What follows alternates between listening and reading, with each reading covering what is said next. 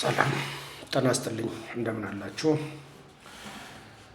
እንደምን አደራችሁ? ዛሬ የመዝሙረ ዳዊት ክፍል ነው የማቀርብላችሁ።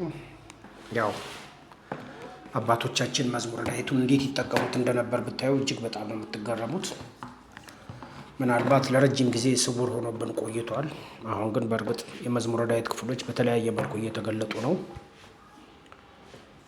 ያው እናንተ ከመዝሙሩ ክፍል ጋር የተያዘውን በማመሳሰል በምትፈልጉት ዙሪያ ላይ እንድትጠቀሙበት አሳስባለሁ። ትልቁና ዋነኛው ነገር መዝሙረ ዳዊትን እነ ሙሴ ይጠቀሙት እንደነበር፣ እነ አብርሃም ይጠቀሙት እንደነበር፣ በብሉይ ዘመን የነበሩ አብዛኛዎቹ ነቢያትና የእግዚአብሔር ሰው የሚባሉት ይጠቀሙት እንደነበረ ተጽፎ ይገኛል።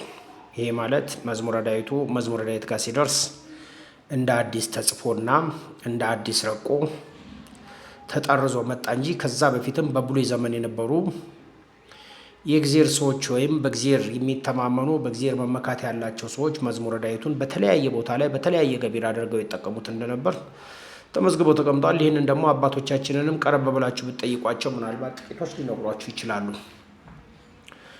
መዝሙረ ዳዊት ብቻውን ከምትፈልጉት ችግር ሊያወጣችሁ የሚችል ብቻውን ስብራታችሁን የሚጠግን ብቻውን ላሰባችሁት ዓላማ ሊውል የሚችል የመዝሙር ክፍል ነው። እያንዳንዱ መዝሙር ከ1 እስከ 6 ወይም 7 ሊደርሱ የሚችሉ ገቢራት ወይም ጥቅሞች አሉት። ለምሳሌ ባለፈው በተደጋጋሚ ኦንላይን ላይ እንደማቀርብላችሁ መዝሙር 1ን ስትጸልዩ ለምሳሌ መሀል ለሆነች ሴት መዝሙሩን በወገቧ ጽፋ ትሰረው ይላል። አየህ፣ ይቺ ሴት መሀን ስለሆነች ልታስርና ልትጸልይበት ፎከስ አድርጋ ልትጸልይበት የሚገባው የመዝሙረ ዳዊት ክፍል ምዕራፍ 1 ሆኖ በወገቧ ጽፋ ተያዘው ይላል። በወገቧ የያዘችው መዝሙር ፍሬ እንደሚሰጣት በህሊናዋ ቀርጻ ማሰብ መቻል አለባት።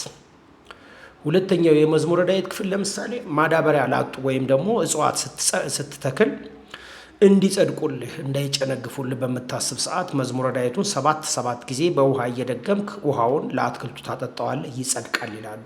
አየህ፣ ሁለተኛው ሰውዬ መዝሙረ ዳዊትን ዝም ብሎ አይደለም የሚያነበው። ልክ እንደ መጀመሪያዋ ሴት መዝሙረ ዳዊቱን ሲያነበው ለተከለው አትክልት እንዲጸድቅለት ለፈጣሪው በህሊናው እያሰበ በልቡ እየነገረ ነው የሚጸልየው። አየህ፣ መዝሙር 1 ዝም ብለህ አንብበህ አይደለም። መዝሙር 1ን ስላነበብከው ሳይሆን ሊደረግልህ የወደድከውን ነገር በህሊና ማሰብ ለፈጣሪ ማሳሰብ ያስፈልጋል። 3ኛም 4ኛም 5ኛም 6ኛም ክፍሎች አሉት መዝሙረ ዳዊቱ።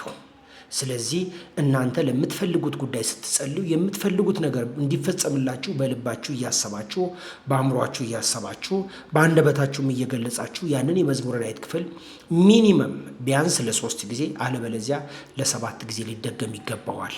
ይሄም ሊሆን የሚገባው ለ7 ቀን በተከታታይ 1 ሱባኤ፣ 2 ሱባኤ፣ 3 ሱባኤ፣ 4 ሱባኤ እንደሚባለው ዜርፎር ሚኒመም ለ7 ቀን በተከታታይ ጸሎታችሁን ከሐዘንና ትካዜ ጋር በተሰበረ ልብ ሆናችሁ ለምትፈልጉት ፐርፐዝ እንዲሰማችሁ ፈጣሪን ማሳሰብ ይገባችኋል። ይሄ ካልሆነ ግን ዝም ብለህ መዝሙረ ዳዊቱን አንብበው ብታልፍ ልክ ሌሎች መጽሐፍትን አንብበህ የምታልፈው ያህል እንጂ ጸሎትህን በትክክል ለፈጣሪ አላሳወቅክም ወይም አላሳሰብክም። ምክንያቱም የትኛውም ግለሰብ ጋር ሄደህ ፊቱን አይተህ ወይም ደግሞ ስሙን ጠርተህ ብትመለስ ሰውየው ምን ልትነግረው እንደፈለግ ሊገባው አይችልም። በእርግጥ ሰውና እግዚአብሔር ይለያያል። ገና ሳትንበረከኩ የልባችሁን ሀሳብ የሚያውቅ ፈጣሪ ተብሎ ተጽፏል።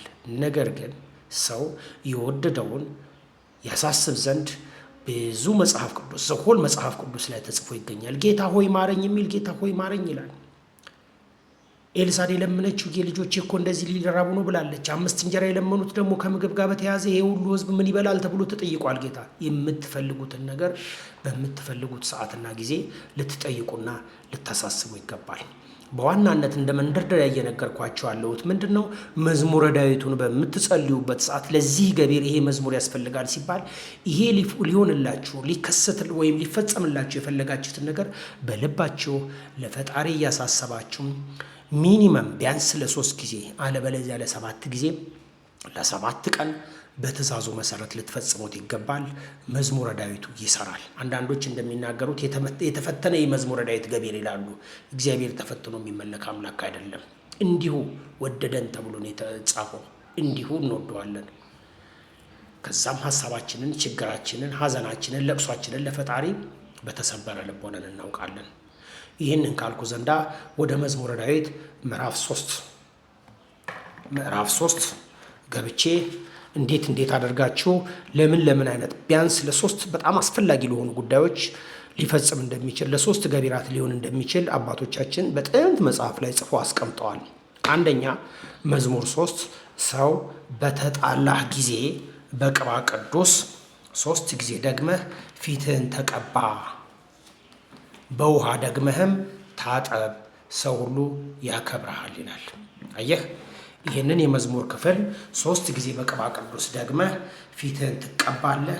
እንደገናም ደግሞ በብርጭቆ ወይም በጆክ ውሃ ታቀርብና በዚሁ በትእዛዙ መሰረት 3 ጊዜ ደግመህ በውሃው ትታጠብበታለህ። አለበለዚያም እንደ መጠመቅ ታደርገዋለህ፣ ሰው ያከብረሃል ይላል። ማንኛውም ሰው ከመሬት ተነስቶ ዘለፈን፣ ከመሬት ተነስቶ ጸብ ፈጠረብን፣ እግዚኦ ሚበዝሁ እለ ይሳቅዩን የሚለው መዝሙር ነው። እግዚኦ ሚበዝሁ እለ ይሳቅዩን የሚለው መዝሙር ነው። ምዕራፍ 3 እና በውሃ ተደግሙታላችሁ። ከፈለጋችሁ እንደ ጸበል ትጠመቁበታላችሁ። አለበለዚያም በጆክ ውሃ አድርጋችሁ 3 ጊዜ ነው የሚለው ትእዛዙ። 3 ጊዜ ከደገማችሁ በኋላ ትታጠቡበታላችሁ። በቅባ ቅዱስ ደግሞ 3 ጊዜ እየደገማችሁ እየተቀባባችሁ ትሄዳላችሁ፣ ሰው ያከብራችኋል ይላል። ሁለተኛው የመዝሙር ክፍል ሹመት በምትሰሩበት ቦታ ሹመት ወይም የስራ እድገት ልታገኙ በወደዳችሁ ጊዜ ይላል። ይሄ ክፍል ሹመት ወይም የስራ እድገት ልታገኙ በወደዳችሁ ጊዜ ከ4 ማዕዘን መንገድ ቆሞ 3 ጊዜ በመዓልት ሲነጋ 12 ሰዓት፣ 3 ጊዜ ሌሊት ከሌሊቱ 9 ሰዓት አካባቢ በስማችሁ ለገብርከ እከሌ ለአመትከ እከሌ እያላችሁ መዝሙሩን ትደግሙትና 3 ጊዜ በመዓልት 3 ጊዜ በሌሊት እንደ ሌሎቹ መዝሙሮች 7 ጊዜ አይደለም ማለት ነው የሚደገመው። ከደገማችሁ በኋላ በ4 ማዕዘን ከደገማችሁ በኋላ በውሃ ነው የምትደግሙት። እንትኑንም መንገዱንም የጸለያችሁበትን ቦታ መረጫጨት፣ እናንተም መጠመቅ ወይም መረጨት ጀስት ፊታችሁን አበስ ማድረግ ለሹመት ወይም በስራ ቦታችሁ እድገት ለማግኘት ይረዳችኋል ይላልና ይሄ መዝሙር 3 አሁን ቅድም የነገርኳችሁ መዝሙር በተጨማሪ ለምን ያገለግላል ማለት ነው? በስራ ቦታችሁ እድገት ለማግኘት፣ ለመሾም፣ ከፍ ለማለት፣ ካላችሁበት ወደፊት ለመንጠር ይረዳችኋል። 3 ጊዜ በማለት 3 ጊዜ በሌሊት። እናንተ 4 ማዕዘን መንገድ ላይ ከየት አምጥተን እንሄዳለን የምትሉ ከሆነ ሌሊት በግቢያችሁ ተነስታችሁ 3 ጊዜ እንደዚህ እንትን በሉና ሌሊት 9 ሰዓትና አለበለዚያም ቤታችሁ ውስጥም አድርጉት። ምክንያቱም ጥንት ይቻል ነበር። አሁን እነዚህ ነገሮች አስቸጋሪ ስለሆኑ 3 ጊዜ ሌሊት 9 ሰዓት፣ 3 ጊዜ ጠዋት 12 ሰዓት ለ7 ቀን ብታደርጉት ይመረጣል። ትሾማላችሁ፣ የስራ እድገት ታገኛላችሁ፣ ካላችሁበት ከፍ ትላላችሁ። ሶስተኛው መዝሙር 3 ለምን ፐርፐዝ ያገለግላል ያላችሁ እንደሆነ አጠቃላይ ሰውነታችሁን በታመማችሁ ሰዓትና ፍጹም ጤና ባልተሰማችሁ ሰዓት መዝሙሩን 7 ጊዜ እየደገማችሁ ወይም 3 ጊዜ እየደገማችሁ በቅባ ቅዱስ ላይ 3 ጊዜ ፍትሉበትና ሰውነታችሁን ትቀባቡታላችሁ፣ አበስ ታደርጉበታላችሁ። ከህመማችሁ ከደዌያችሁ በሙሉ ትፈወሳላችሁ ይላል። ሁሉን በነፃ የሰጠን እንድንበት ዘንድ ስሙን በነፃ የሰጠን ልጁን ኢየሱስ ክርስቶስን የሰጠን የሰራዊት ጌታ እግዚአብሔር ይመስገን። ዊዝደም ኦፍ ሰለሞን ነኝ። ስርማሹ ቅጠል በጣሹ ሞክሩት፣ ትጠቀሙበታላችሁ። ላለው አባቶቻችንን እግዚአብሔር ነፍሳቸውን በአጸደ ገነት ያኑርልን። አሜን።